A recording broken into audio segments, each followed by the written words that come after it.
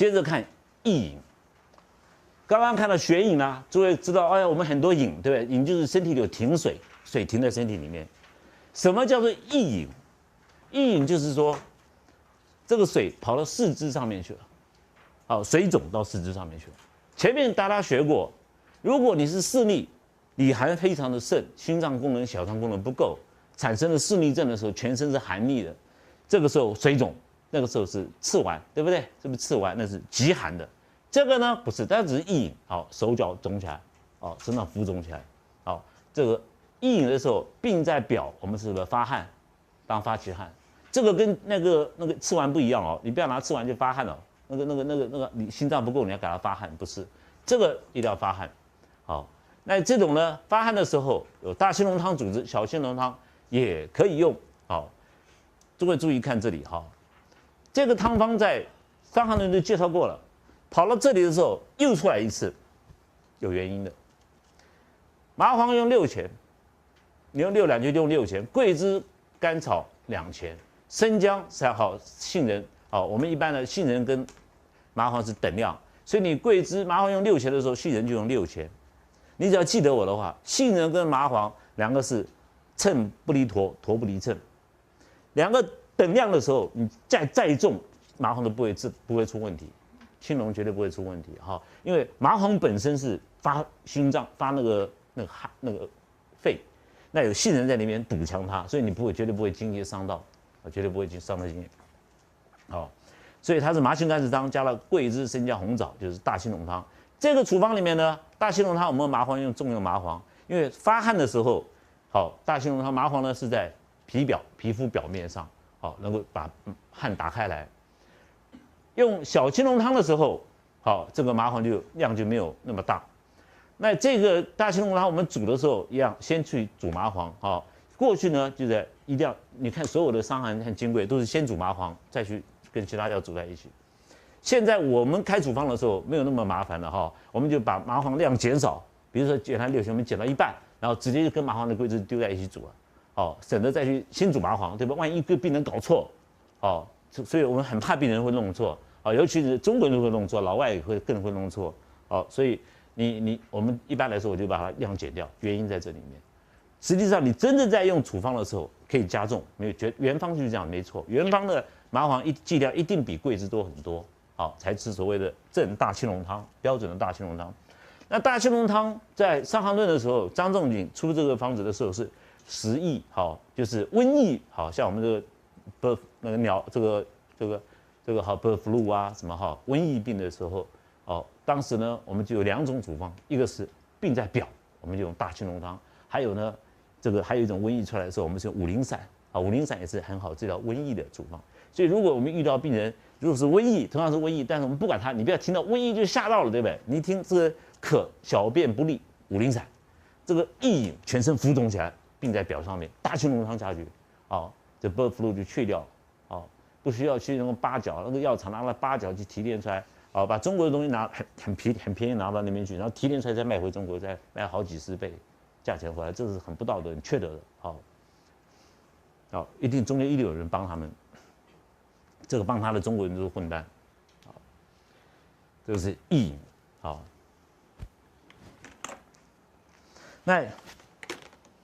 那个。后面说汗多者温粉铺之，好，为什么？就是你如果发汗发太过了，好，他就说你可以铺点粉上去，把那个收了那个皮肤毛孔给它收敛住，啊，收敛住。那你喷温粉的话，你说这个老是温粉的话用什么？哦，过去呢可能用的就是一般面粉啊，啊，或者是一般的米粉啊，用米磨的粉之类的。那现在你就说老师我可以用那个什么痱子粉啊。啊，什么粉都无所谓哈，最主要是把毛孔收起来，好，怕发汗太过，好，所以这个意饮呢，治疗的方法就是要汗解，要用汗来解，好，再来呢，小青龙汤也可以，好，他说，那老师那大青龙汤跟小青龙汤，那老师大青龙也可以，小青龙也可以，那我意饮的话，好手脚肿起来，那我到底什么时候用什么？大青龙汤很简单，你看它，把它舌头拿出来，因为它里面有杏仁石膏，里面是热的，肺里面是热的，所以舌苔一定是黄的，病人会有口渴。好，大青龙汤的人呢，没有胃口。小青龙汤呢，里寒，所以我们用寒热来分最简单，外面是寒的，里面是热的，大青龙；外面是寒的，里面是寒的，小青龙。啊，所以小青龙是肺里面寒的。所以呢，麻芍将军桂附草拌，诸位看，麻黄、芍药、干姜、细辛，啊，桂枝、五味子、甘草拌下。那我们会用到干姜跟炙甘草，肺里面是寒的嘛，哦，用五味子的，五味子的药很好玩，五味子是酸收，味道是酸，哦，收敛，那我能够降气，降这个逆气，好，气会冲上来，我们用五味子。半夏呢能够祛痰，好，所以小青龙汤是专门遇到肺加寒症，那有表寒的时候使用的，好，所以易饮只要看到易饮，好，它都可以用发表的药，如果只要是肺寒，我们就用小青龙。那这个汤方呢，一样先煮麻黄，好，去再跟其他药混在一起煮。这里呢，麻黄为什么去结？好，这个结能够敛汗止汗，麻黄的身呢，身体是发表的。麻黄的结呢是收汗的，好，所以要把结去掉。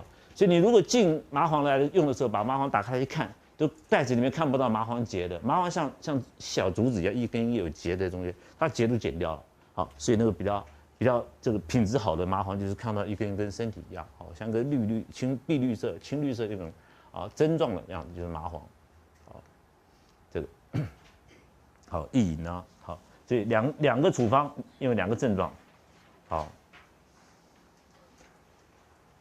再来看这个滋饮，隔间滋饮，这个处方呢很特殊，好，在遇到的时候，哦，你一记就中了，好，一记就中了，好，很特殊的处方。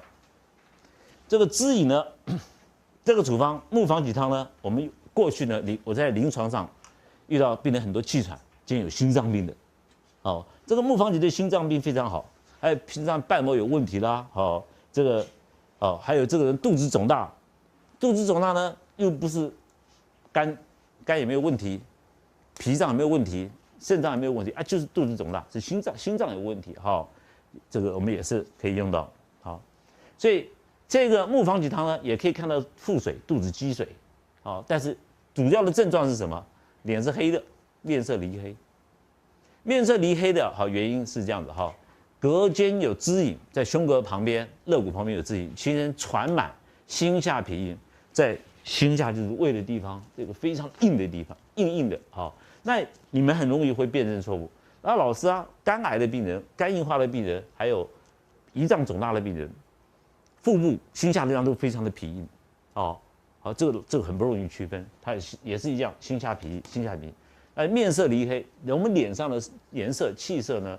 就是胃气之所在，那胃气所在的时候，脸是黑的，啊，你如果是肝癌、肝硬化或者是脾脏肿大，这个是暗黄，不是黧黑的，暗黄，好，所以然后你问这个人呢，他这个面色黧黑，你问他，啊，你胃口好不好？哎，我很好啊，很饿，肚子想吃东西啊，那为什么脸是黑的？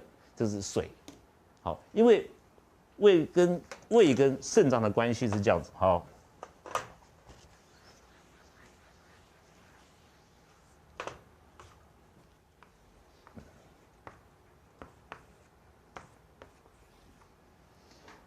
肾呢有肾阳，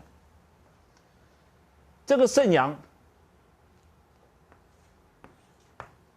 上来的时候哈，会推动胃，所以我们胃气在动的时候，脾和胃这两个脏哈相表里，这两个肾脏的阳呢，会让这个土的阳很旺，所以这两个是相通的，问题啊，哦。那我们在五行上面来说的话，这是土，这是水。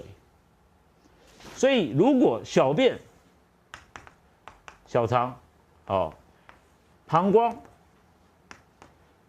胱里尿液喷射出来是要靠小肠，并不是靠肾脏的阳。好，肾脏的阳，肾脏功能很强的时候，肠胃的功能就会很好，这是土和水之间的关系。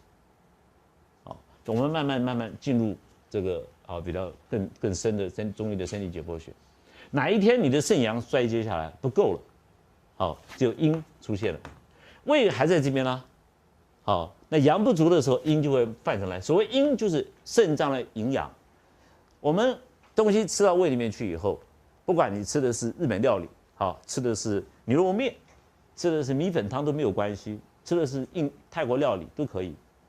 所有的营养到了胃里面以后，哈，经过我们小肠的消化掉以后，分成5种营养。这5种营养呢，先要交给脾脏，由脾脏，脾是总统一来分配。白色的给肺，红色的给心脏，黑色的给肾脏，青色的给肝脏，黄色的你就留在脾脏。所以脾脏来决定营养，好分均。那当你的肾阳，我们身上有肝阳，肺有肺阳，心有心阳，脾有脾阳，肾有肾阳。那这是每一个脏都有阴阳。阳什么叫做阳？就是固住它。所以当你脾脏把黑的营养交给肾脏以后，因为肾脏阳很够，这个黑的就会乖乖的待在肾脏里面来滋润肾脏的功能。那肾脏功能很好呢，头发就会长得很好啊。头发的发质肾脏在管，耳朵的听力肾脏在管，对不对？你全身的骨头肾脏在管，你的牙齿肾脏在管，你的记忆力肾脏在管。你说我要当美国总统，你肾脏在管，对不对？那你哪肾脏不行了，我什么都不想干，好，意志都没了，好，野心没了，好。那头发也干掉了，好，那耳朵也听不到了，好，那人也弯曲了，驼背了，好，骨头也不行了，这都是肾脏。那当有阳的时候，营养在里面，营养不外泄的时候，你骨头当然很好啊，耳朵当然很好啊，听力当然很好，头发的发质也很好。那肾阳不够的时候，阴就会外泄，所以那个阴外泄的时候，第一个就会跑到脸上面，所以什么颜色都会跑到脸上面来，因为脸是诸阳之会，头啊。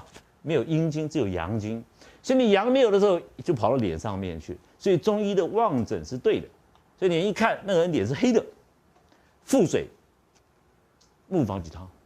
如果是暗黄的，是黄，不是它那个不是黑，是暗黄的哈，是肝硬化跟肝癌，那不一样。好，这个黑的跟那个黑猩猩一样跑出来，那个脸，好，黑猩猩一样。好，胃口好不好？还是肚子饿，还是想吃东西？但脸就是黑的，肚子大，哦，都是木防己汤症。好，我们现在回头来看，好，那这个人呢有隔间之隐，因为在胸膈中间有水饮停在这边来，造成这个人呼吸肺没有办法下降嘛。好，肺是肾之母，肺要下降到肾脏来，肺的阳要下来，肾脏得到肺的滋润以后，肾脏阳才会。所以我们呼吸练功夫要深呼吸，为什么？就是要好天阳能够下降到肾脏里面。那其人传满，因为有支引梗在胸膈这边，有支引膈在胸膈这个地方，所以肺气没有办法下降回逆的，当然会传满。那心下脾硬，好，心下这一块非常的硬，非常的强硬，好硬邦邦，你摸它就可以摸到，硬块一样。好，面色黧黑，这是肾气好跑到脸上去。脉沉呢，沉代表病在里，你只要摸到脉是很沉在下面的，病在很深的地方。紧就是寒，寒的时候哈绷得很紧，好，就好像我们临床上看的时候，比如说这个人风湿关节手拿起来的时候，你看他手头关节一个硬邦邦的、冰冰的，好像那个死人的手一样。好，他不能握拳，他只能这样子握。我们握拳很简单，对不对？他不能，他都握不下去了，紧，就是里面有寒，里面有寒。好，那脉也是有紧，好，得知数十日很久了。好，那医生呢，不知道他是里寒啊，用吐啊，用下都不好，吐法下法都不好。我们中医治症呢，3个：汗法、吐法、下法。病在表，病在上，我们用汗法，对不对？好，用吐法的病在中膈，在胸膈的上方，我们用吐法；病在下，我们用攻下。好，利尿或者是排大便，那都不会好。好，这个时候就是用木防己汤。虚者呢，就当场就好了。你看这木防己汤，木防己的桂枝、人参、石膏，还有好这几味药。为什么我们用这个石膏？好，这个。人参和石膏，石膏是去热的，好，人参是补虚的，这2个会放在一起，好，原因是什么？哈，诸位看，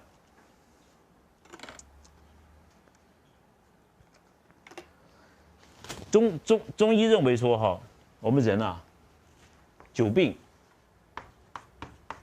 会有2种情形，一种必有瘀，就是唐荣川，好蜀天唐荣川，他是强调坚持这一点。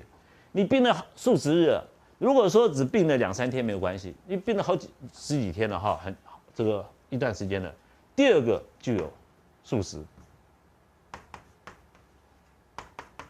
有成年的食物在里面没有排出来。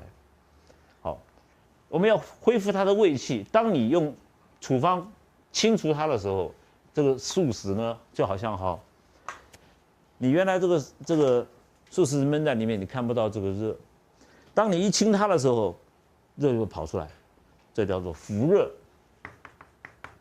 好，所以我们怕病人有伏热的时候，因为脸色是黑的，这是胃，我刚刚讲过是胃气，哈，胃气。